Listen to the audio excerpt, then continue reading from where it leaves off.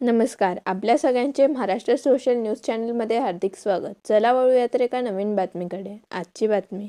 धुळ्यातील एका गावात राहणाऱ्या एका 15 वर्षीय अल्पवयीन शाळकरी मुलीला प्रेमाचे आणि लग्नाचे आमिष दाखवून तिच्यावर अत्याचार करण्यात आल्याचा संतापजनक प्रकार उघडकीस आला आहे. पोलिसांकडून मिळालेल्या माहितीनुसार परिसरातीलच 3 तरुणांनी संगनमत करून गेल्या 11 महिन्यांपासून या मुलीला जाळ्यात अडकवले होते. एका तरुणाने जवळीक साधून त्रास देण्यास सुरुवात केली तर दुसऱ्याने मध्यस्थीचा बनाव करत तिसऱ्या आरोपीच्या मदतीने देवपूर भागातील एका कॅफेमध्ये नेऊन पीडितेवर अत्याचार केले.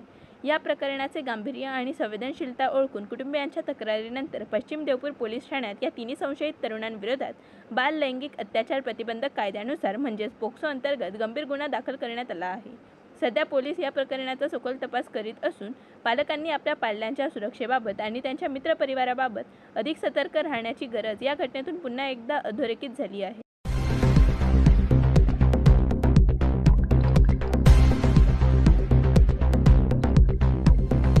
बातमी आवडल्यास चॅनलला लाईक व सबस्क्राईब करा व दररोज अशा नवनवीन बातम्या पाहण्यासाठी चॅनलला फॉलो करा. धन्यवाद.